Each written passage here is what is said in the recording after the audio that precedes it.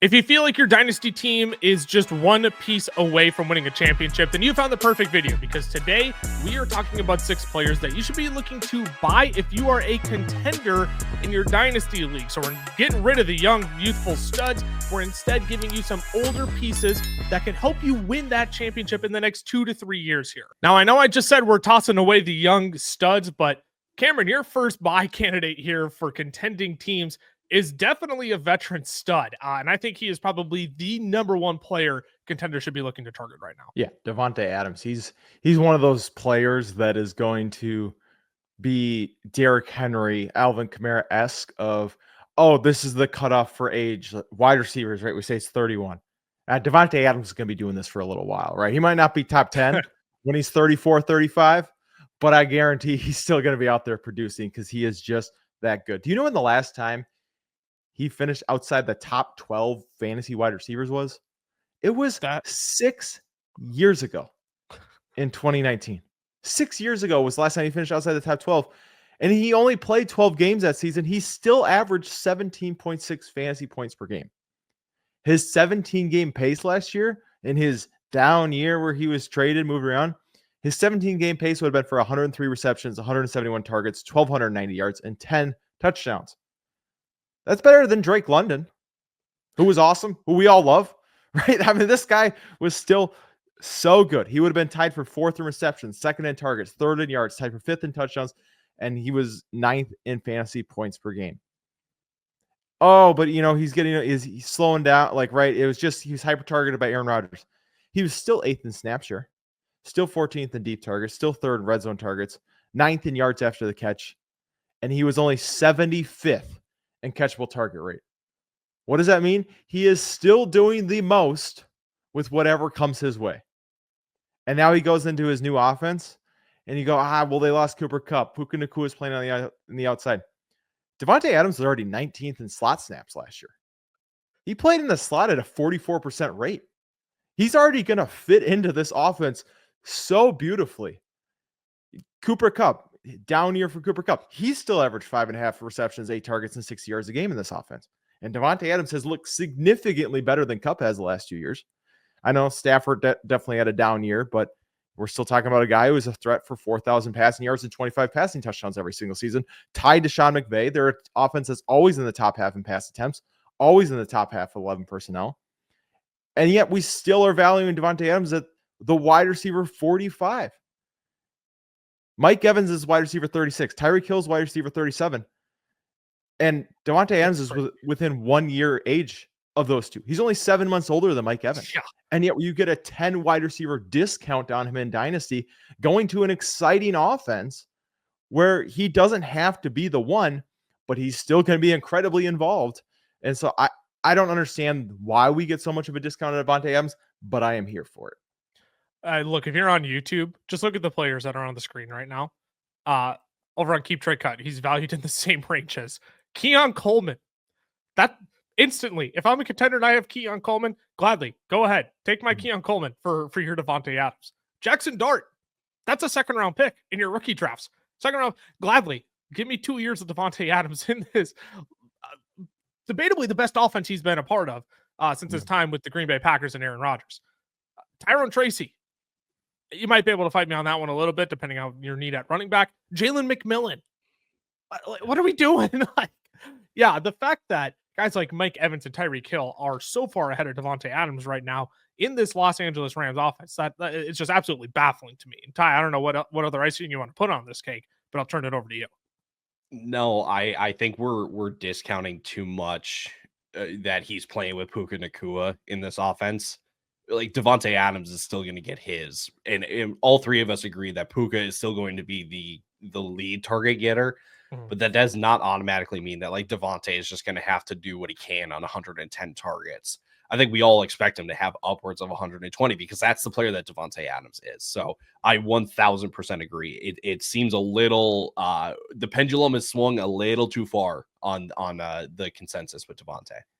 Yeah, elite players command targets. Davante Adams is going to be just fine. And even if, like, Davante isn't a permanent slot player, I think it's going to be fun. Like I'm talking about Puka Nacua now, but I think it's going to be fun to see Davante get some reps on the outside and get Puka into the slot to do some of that as well. I think Sean McVay is just going to have so much fun mixing the personnel packages with these two as his two primary wide receivers who can both play inside and outside on the field. Before we move along, though, we have a goal, all right, and we need your help with it because we are shooting to hit 3,000 subscribers by the NFL draft. That is just about 3-4 weeks away now. 150 subs shy. So if you enjoy the content, if you enjoy the Dynasty content, we're going to get to redraft content, best ball content as well. If you're a fantasy football fanatic, we'd love it if you hit that subscribe button, turn on the notification bell as well, so you know when all of our newest episodes are up. Because when we hit those 3K subs, I'm giving you $100 of my own money, coming in the form of a Visa gift card, all right? We'll choose a winner, so make sure you're subscribed, turn on the notification bell, leave a like, let us know you've subbed down in the comment section below, and let us know what you think about Davante Adams on the Los Angeles Rams this upcoming season. So I'll kick it over to you. This is a name we already brought up in the list of players we have compared to the valuation of Davante Adams, and that is Tyreek Hill, the Miami Dolphins, who you think is a good buy for veteran teams, for contending teams right now, excuse me. Yeah, I mean, I'll admit a 31-year-old coming off his worst season is maybe not the kind of player you would think of to buy, but again, just name value alone, and you hear Tyreek Hill being, ranked as a wide receiver 37, you're like, I feel like I should buy in on that, and I would agree with you on that. I know he absolutely tanked your season last year because he was a top 5 fantasy pick in redraft leagues at least. Wide receiver 33 in points per game. He was 27th in yards. But the guy from week 8 on, he had 3 top 12 finishes, and he was top 20 receptions and targets. And you do need to ask the question, what are the chances that we get the top 5 game-breaking wideout moving forward? I'll be honest again. It's pretty slim. I don't think that we're going to see the week in, week out top 5 ceiling and upside Tyreek Hill, but there is still a chance. Maybe whatever happened with Miami last year with Tua's injury, now that Tua is healthy going into the season, maybe they can kind of pick up, where they left off in 2023. Again, it's a stretch, but again, there's still a chance with Tyreek Hill. Yeah, crossing our fingers over here. Tyreek showed that he can still pop off, right? Still finishing top 12 in 3 weeks last year, even when everything around him was funky and just off. And right now, according to Keep Trade Cut, you can flip an early 2nd round pick this year for Tyreek Hill. And we're talking receivers in that range, like Trey Harris, Jaden Higgins, Jalen Noel. I mean, those are the rookies that you're looking at that will take at least a year or two to really get going in the league. And it's not even a guarantee that those guys are going to hit, right?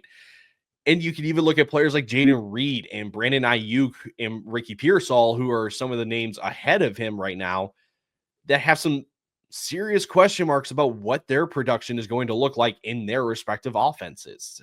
And yet again, they are ranked ahead of Tyreek Hill. So in my opinion, production has to count for something. We still have a ceiling, although now week to week, there is still a ceiling for Tyreek Hill. That makes him a buy for me.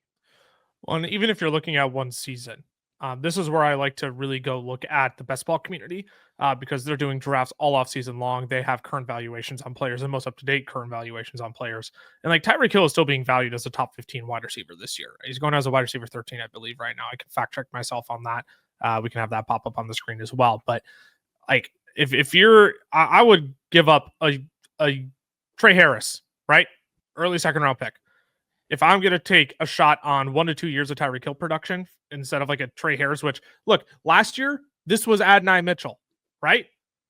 Anybody like super excited to have Adonai Mitchell on your roster right now, or would you rather have Tyreek Hill? I mean, that's how I'm looking at it, right? So if you're going to guarantee me a top 15 wide receiver for the next 2 years, potentially 1 year for sure, maybe we get a top 20 guy then, but still Tyreek Hill he's a difference maker. Now, I will say, we've gotten some weird tweets from Tyreek Hill land over the last couple days. Cameron, you put any validity into the potential trade talk, rumors, requests, whatever the heck Tyreek is doing on Twitter in response to all the critics? I have no idea anymore. Honestly, for Well, me, yeah, Frank. for fantasy value, I don't think it's going to affect him too much if he gets traded. Because if a team's going to trade him, right, they're taking on a huge salary, so Yeah. they're going to use him no matter what. Probably you're a little bit safer if he gets traded because you don't have the concerns of the Tua injuries going forward, right? You're not worried about him as much losing his starting quarterback. Looking at his contract, 2026, he's a $50 million cap hit if he's on the roster versus only $15 million in dead cap. So gotta imagine either a restructure's coming in next season. They're going to move off from him. Something like if this keeps up, they're probably going to move off of him, right, with all the antics and stuff. But you look at a guy like, even Stephon Diggs coming off an ACL tear, just got $26 million guaranteed from the New England Patriots. So even if he is cut next season, he's going to find a nice little home. He's going to, still be a wide receiver who's making a lot of money, who's going to be used in an offense. I still think he's got very good upside. I don't think he's toast. I don't think it's over. I think he seemed disinterested at times. I think that might be a worry that he was just kind of like, why am I out here playing for a backup quarterback with no playoff, but he's one season removed from back-to-back 1,700-yard seasons. So I got to imagine that there's still something left in the tank. He gets the wrist figured out. He's a little more willing to go across the middle, take some contact. So yeah, I agree that Tyreek Hill is definitely a buy at his current price because this would be the definition of buying low. So I'm looking at the Tyreek Hill contract situation. Just one last blurb here. He has zero guaranteed salary in 2026. That's fascinating to me. His cap number's at 51 mil, but if he's a cut pre June 1st in 2026, and we're looking a year ahead, he's only 15 mil in dead cap. Yeah. Just fascinating. So maybe it's not this offseason move for Tyreek, but maybe you're looking next offseason where he's potentially moved in some capacity, to be determined. I'll transition us to my next player because look, Davante Adams and Tyreek Hill are really fun, really flashy names, have been prominent fantasy studs for a while now. Courtland Sutton had a phenomenal year this last year. And I think the only reason, the only way I know how to communicate why Courtland Sutton is a actually pristine buy for contending teams right now is to do a mystery player comparison. Okay. So I'm going to read through all these numbers that I put together. And you know what? If you're in the comment section, I want you to leave a comment who you think this mystery player is that I'm comparing Courtland Sutton to, and then I'll give you two a chance to answer at the end. So Courtland Sutton, this last season, they're both currently 29 and a half years old at this very moment. They're both 29 and a half. Their target share in 2024, Courtland Sutton had a 23.3% target share. This mystery wide receiver, 21.7%. The receiving yards market share last year, Courtland Sutton, 28.4%, mystery player, 27.9%. Their targets per route run, last year, Courtland Sutton, 0.26, mystery wide receiver, 0.22. And their yards per route run, Courtland Sutton was at 2.13 last year, and this mystery wide receiver was at 2.16. Now, you probably hear that and you think, Lucas, these are two identical wide receivers, and Courtland Sutton might actually be better than this other wide receiver. Now, the biggest discrepancies here is that the mystery wide receiver actually had an 11% higher catch percentage last year, and he caught 5 more touchdowns. Yet, the difference in valuation between these two players, Courtland Sutton is currently the wide receiver 47 on Keep Trade Cut, and this mystery wide receiver is the wide receiver 29. Any guesses? Go ahead. Leave your guesses down below. Pause if you don't want it spoiled for you, but any guesses from you two who I just compared Courtland Sutton to? I know who it is the second you said 29 and a half. So Ty, I will let you guess first. Gosh, who is 29 years old? It's a great question. Oh, is this Scary Terry? It's Scary Terry. Yeah. Courtland Sutton and Scary Terry had eerily identical seasons last year from at least the deep dive perspective. Now, I know people are going to sit here and say, Terry McLaurin is attached to Jaden Daniels, right? Jaden Daniels is better than, look, no disrespect to Bo Nix, who had a phenomenal rookie season, but people are much more excited about Jaden Daniels than they are Bo Nix. Look, I get all of that, okay? The reality is one of these teams just traded for another prominent wide receiver to come in and play alongside him, which Terry McLaurin has never been.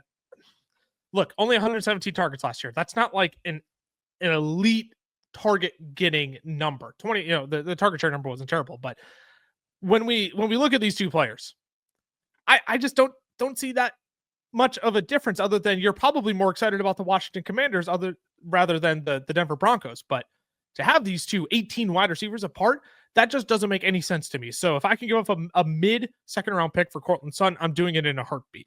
Cam Scatterpoo, right in this range. I know that people love Cam Scatterpoo, but I would much rather take a shot on Courtland Sutton here. Tucker Kraft, I don't think it's a guarantee we get production from him year over year. Courtland Sutton is just this easy buy you can get for a mid to late second round pick right now. I'm doing it 10 times out of 10 if I'm a contender.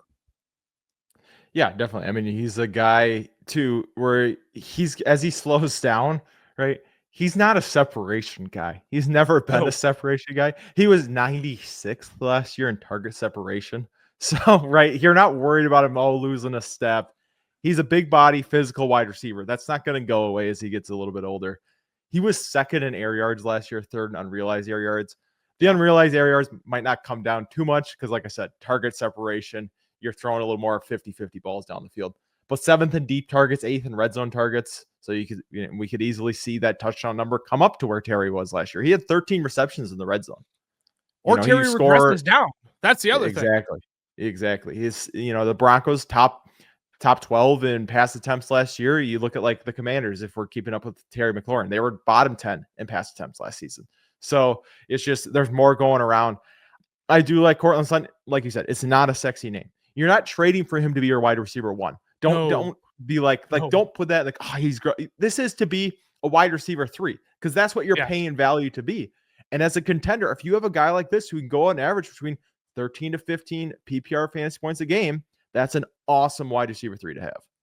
Yeah. And in terms of half PPR finishes last year, Terry McLaurin, the wide receiver 6, Courtland Sutton, the wide receiver 13. So again, really not all that far apart there. And like Terry McLaurin is a guy who was never catching more than 6 touchdowns in a season before last year. And he went ahead and doubled that to 13, right? I just don't see that being repeatable next year. And I think that Terry McLaurin's number is more likely to come down than Courtland Sutton is to regress. I actually think there's a chance, as Bo Nix, as we saw him improve over the second half of the season, we actually see maybe like a smaller step forward for Courtland Sutton. I'm not predicting anything crazy, but like I think Courtland Sutton is far more likely to repeat his 2024 season than Terry McLaurin is next year, if you're asking me. Ty, what about you? Maybe that's an out-of-pocket comment. I don't think people are going to like that one in the comments, but that's kind of where I'm sitting right now when I look at Courtland Sutton in this Denver Broncos offense. Yeah, I mean, you just look at when Denver's offensive production really got going. It was the second half of the season. So you just take a look at weeks 8 through 18 for Sutton last year. It was a wide receiver 10 in points per game. Yeah. He had 6 touchdowns. First 7 weeks of the season, he was the wide receiver 57 in points per game with only 2 touchdowns. That's his role in this offense, is going to be the big body guy like Cam was referencing. He's going to find the end zone. Yes, they did add Evan Ingram and Sean Payton's Joker comments, or the wild card, or whatever you want to call it. Like, Evan Ingram will get his, but Courtland Sutton is still going to be the guy that, he will still get volume. He will still get, premium volume as well in the red zone. I absolutely agree with you. I think, again, it's not the big name and it's not glitz and glamour, but production matters. Like I said, I think you can make that case for all of these guys. Production has to matter at some point, and just because he's on an offense that you don't watch a whole lot doesn't mean that he's a bad player. We'll leave it off there. We'll be back with 3 more vets to buy if you're a contending team after a break. Clear.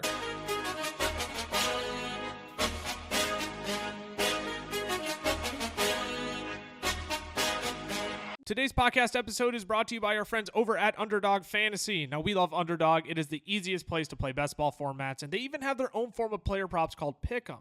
You can make up to 20 times your money on a single night by correlating props together. 2 picks will triple your money, 3 will 6 times it, 4 will 10 times it, and 5 plays that all hit will multiply your entry by 20. You can even place insurance on your picks too, so if only 4 of your 5 props hit, you still get 10 times your entry. And if you use our code FELLAS when signing up, Underdog is going to double your first deposit up to $100.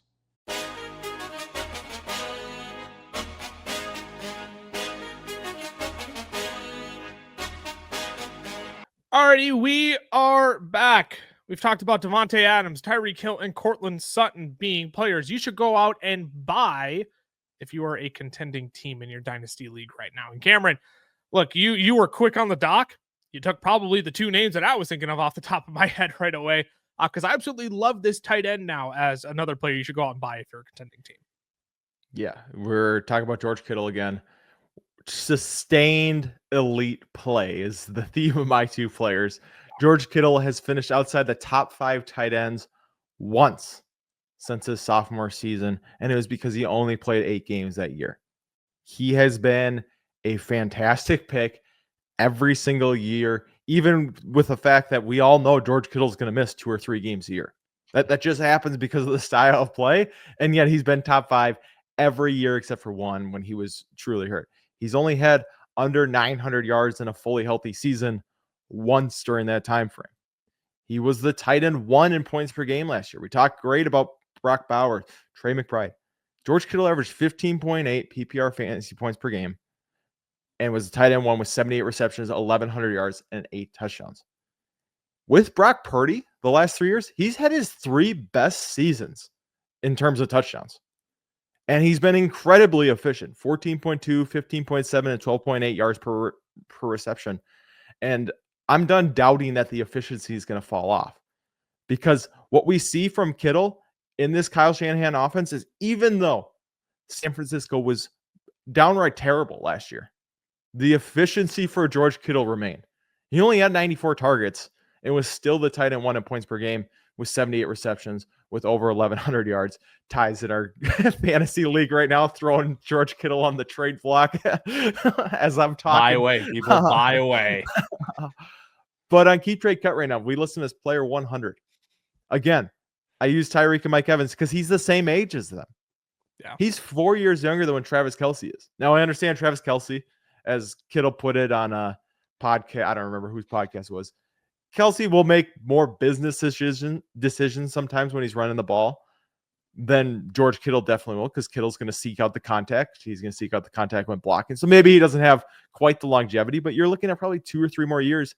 And now you have Debo gone, Ayuk coming back off of injury. Who knows what's going on with CMC? He's the only constant in this offense.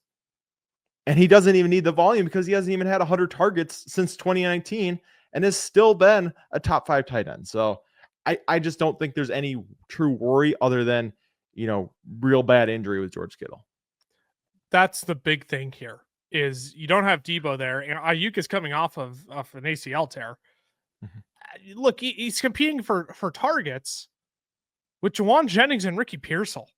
I mean, no disrespect to either of them. I talked about Juwan Jennings being a buy candidate, and no disrespect to Slick Rick either. I mean, he showed out at the end of last season, but George Kittle is a steady constant here in this offense. And like you said, he's done nothing but give you elite production. So go ahead, trade your Trey Harris for a George Kittle right now. That I have zero problems with that whatsoever. If you just need 2 years of a tight end, if that's your lone weak spot on your roster. I mean, look, you threw George Kittle on the trade block. I don't imagine you're actually looking to sell him as a contending team in our league, but if the price is right for any dynasty asset, you're willing to move off of them. But clearly, I mean, you hold a high valuation on Kittle. I do. I just need to take a minute. Subtle dig that I'm not a contender in here. I mean, top 3 the last 2 years. I'm just saying. He called you a contender. He said, as a contender, you would. Yeah, he called you a contender. Golly. Selective hearing is a heck of a drug. Get the bubble gum out of your ears, you dork. I know. Jeez. So I agree 1000%. Kittle is this kind of anomaly in that, like, you don't need volume for Kittle to be, quite literally a game-changing tight end, being the tight end 1 in points per game. And the big conversation with tight ends is volume. Kittle has proven that in the last 3 years. He doesn't need it, right? Now Deebo Samuel's out of the picture. So you've got vacated targets there. Obviously, they're not going to go all to one player in this Kyle Shanahan offense. And I'm always wary of saying, like, you'll buy in on the Niners players or buy in on this specific one because of how he was used last year. But when done with it. But the thing is that when it's 3 years in a row, and like Cam said, all with Brock Purdy, I feel like we can make a justified argument to say that, like, this is who Kittle is now with Brock Purdy in the Shanahan offense. So absolutely. If you're a contender, go put out an offer for George Kittle, because he can be a game changer at tight end. If you're already a contender, please hold. Yeah, please hold. Oh, and time to maybe put the final nail in here, right? to the point you made of in seasons past, it's been we can't feed all these guys. Look, I've played that game and lost too many times at this point. We don't need to keep playing that game and keep losing. Like George Kittle has been the constant, right? So let's go ahead and those who were in on him last offseason, like kudos to you. I was one of those people where I was like on the fence of George Kittle, but clearly he's the constant here. And we don't have to keep playing this game and think, well, how was Juwan Jennings going to be? How was Ricky Pierce? George Kittle's going to be involved and he's going to be a top 5 tight end at the very worst, right? Which is like, those are guys I want in Dynasty considering how thin the position is regardless of their age. So yeah, go out and do yourself a service and get yourself a little George Kittle on your roster coming up here. Ty, I'm going to kick it right back to you. Do you though? What? I just see the 4 guys that we talked about so far, and we are going right back down with my guy. Well, I was just gonna say I'm kicking it back to you. We're going down, but like we're going down the board. I look, when you chose this player originally, I was a little bit confused. I'm like, I don't know if that's a player I would have thought of. But then I saw Calvin Ridley's value on Keep Trade Cut as the wide receiver 66, and I said, you know what? When you're paying pennies for a guy, when you're paying a 3rd round pick, basically, sure, yeah, that's a gamble I'm willing to take every time. So go ahead, give me your pro Calvin Ridley argument. Yeah, like I was kind of trying to say, I don't feel great talking about Calvin Ridley after we were singing the praises of George Kittle and Davante and Tyreek and Courtland Sutton, but I've said this theme already today, but production has to matter, right? It matters, and you can't just say, oh, he's old, so I don't want it. It has to matter. You have to fill your team with some veterans. That's just how Dynasty works. Unless you go true full rebuild, which let's just say I've done once or twice, and it never goes the way you want it to, okay? The dude was just way too inconsistent for anyone's liking last year.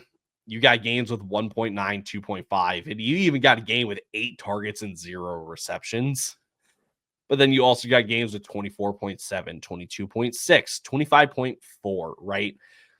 What people don't talk about enough is the season that he could have had. Obviously, he was the most talented wide receiver that was on the roster last year. So, he could have had a really good season. But you just look at the stats and advanced stats. First in air yards and unrealized air yards. He was also top 5 in deep targets, so he had big play capabilities. He was top 25 in targets, first read share, and percentage of team targets as well. And probably the most optimistic stat that I can give you, he was top 10 in uncatchable targets last year. So obviously, bad quarterback play is what plagued him last year. And that's the biggest piece to buy in on Ridley at this point, is he's getting a likely quarterback upgrade. It hasn't happened yet, but we're likely getting Cam Ward in Tennessee. So going from Will Levis to Cam Ward, while Cam Ward may not be a superstar type quarterback, going from Will Levis to anyone is an upgrade, okay? The biggest worry I have with Calvin Ridley is just the contract aspect of it, because the Titans could get out of the massive deal that he signed 2 off seasons ago after this year. But you could look at this year as a 1-year prove-it deal, right? Being 30, he will want to try to cash in one last time, even if he is let go or if he's kept. So, again, Calvin Ridley's not the sexiest option, and he really puts the short-term option. But I just think he's in line for a bounce-back year, and that matters. That matters in Dynasty. Just looking at the other wide receivers in this range, Christian Watson, who's going to miss a good part of the season, I'd go ahead and I'd make that deal. Christian Watson is like, we're living in 2022 Aaron Rodgers land, right? Like we're waiting on a big bounce back there that I just don't know if it's actually going to come. So yeah, go ahead. If you're a contender, go ahead, get rid of that young piece in Christian Watson and let somebody else take a gamble on it. Marquise Brown is in the same range here as well. Look, I know he's back with Kansas City again. But you're going to have Rashee Rice and Xavier Worthy there. He's not a number 1 option in that offense. So I'd much rather take that chance. J.K. Dobbins isn't on an NFL team right now, unless if I missed a piece of news that he signed somewhere. He's not on an NFL team right now. I'll take the guy who's actually rostered on an NFL team. And the fact that J.K. Dobbins hasn't signed with a team yet, that I think is indicative of how the NFL actually views him right now, despite his phenomenal year.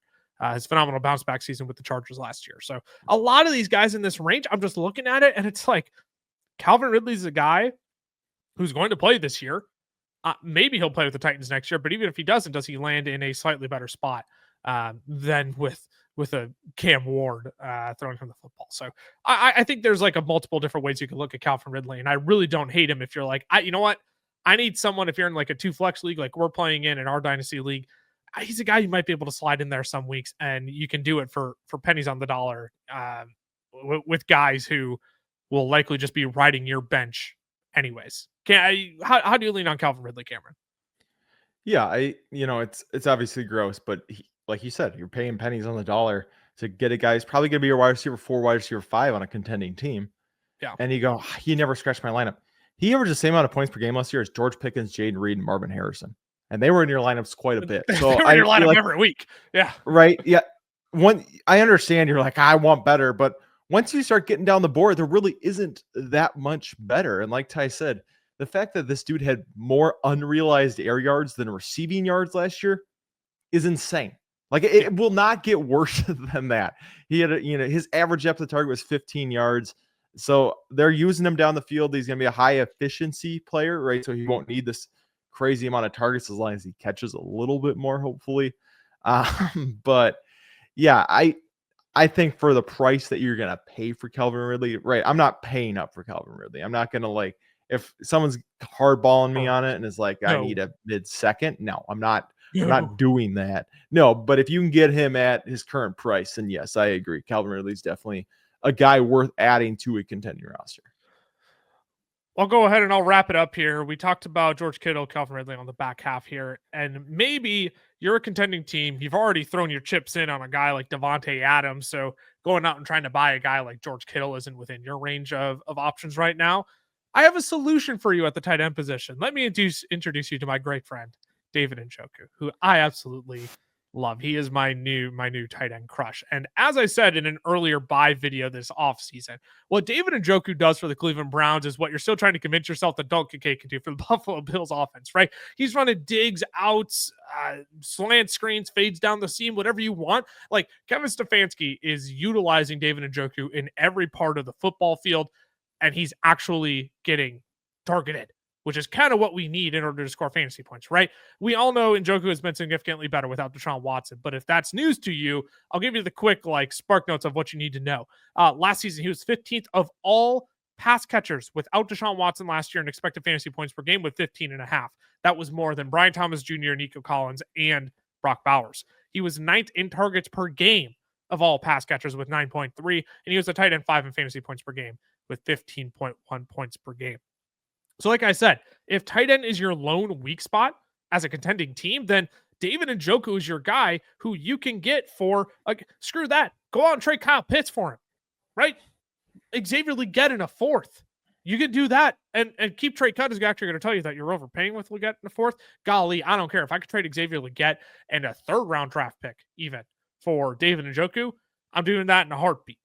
Brian Robinson, I'm even okay doing that. If you're like, you know what, I've got 3 running backs and Brian Robinson's my running back 4, I'm okay going out and trading Brian Robinson for David Njoku. If Matthew Stafford, your quarterback 3 at 37 years old, Stafford needs 35 plus touchdowns to crack the top 15 in fantasy formats. So all I'm saying here is that you got a lot of different ways to go out and acquire David Njoku.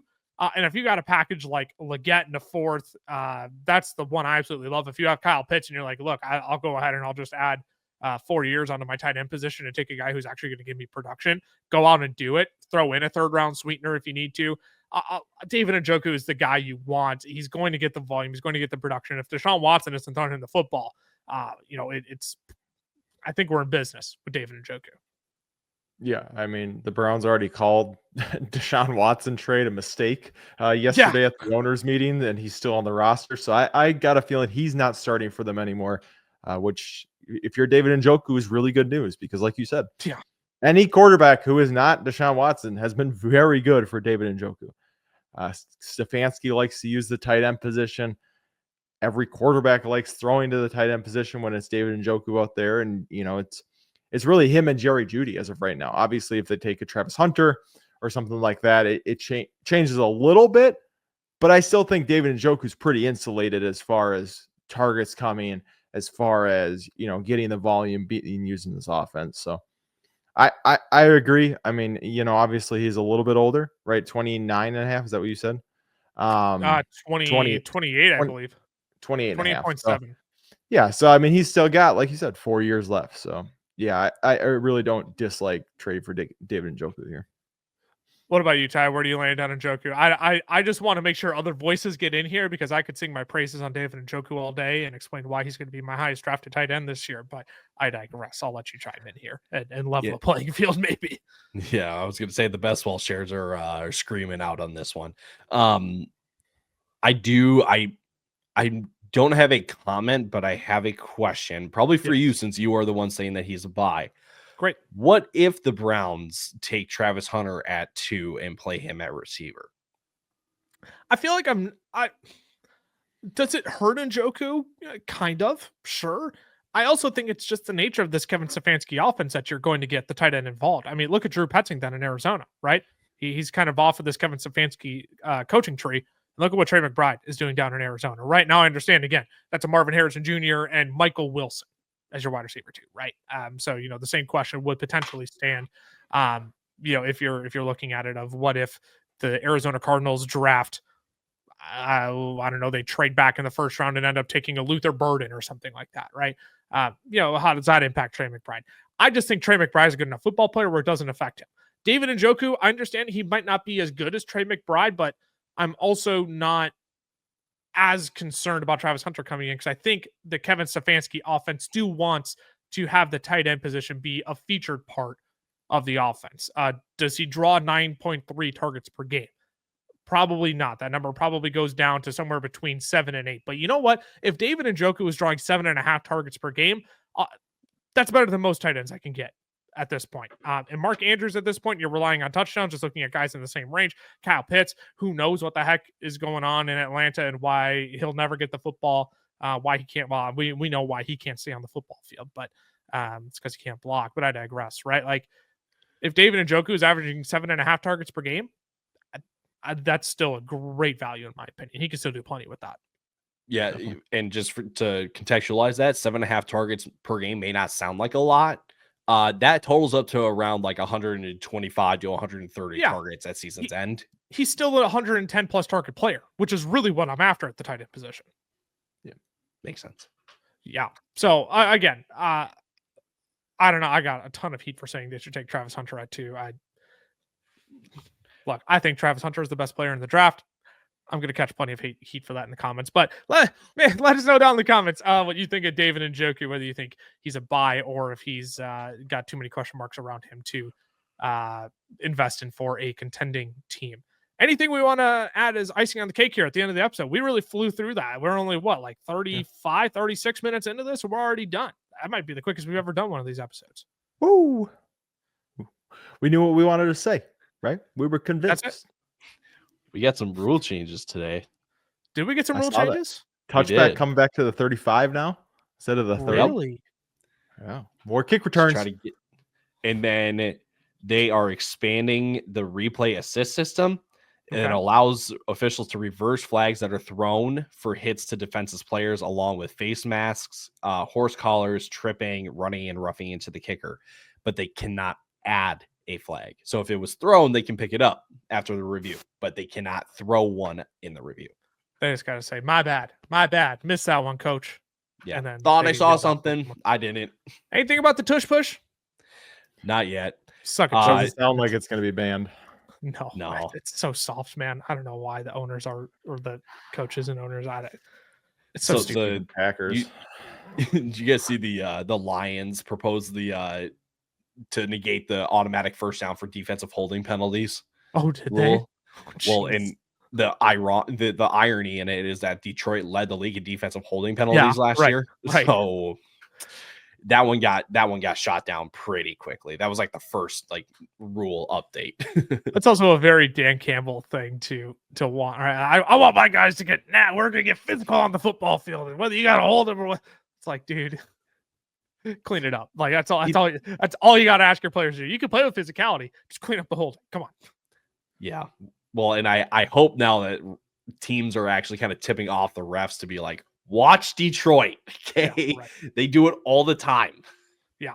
At any rate, Look, we're going to be back later this week with players to buy. We're not going to ignore you rebuilding teams out there as well. We're going to be back later this week with rebuilding players as well that you should be looking to invest in. So again, make sure you subscribe, turn on that notification bell as well so you know when all of our newest episodes are up, and so you can be entered to potentially win $100 of my money in the form of a Visa gift card once we hit 3K subs by the NFL draft. So we appreciate you joining us on this journey. If you want to follow our other socials as well, we are FF Fellas on Twitter, the FF Fellas on Instagram, Fantasy Football Fellas on Facebook and TikTok. If you want the personal accounts as well, we post some sometimes exciting things over there. It's a really great sales pitch, Lucas. I'm at Lucas Wenzel on XCamLaw, FFF for Cameron, and Tyler_Plath for Ty. Again, we'll be back later this week. Pieces for rebuilding teams. What do we have coming up on the slate next week? Let's take a look ahead to next week. We got some fun stuff coming up next week. Oh, yeah, we're going to talk about specific prospects in your rookie drafts, players we and I have despise on the agenda, but maybe to put a more loving twist on it, players we don't love in the upcoming NFL draft. So plenty of content here for you all. Hit that sub, hit that like button. We'll see y'all next time. Deuces. Deuces.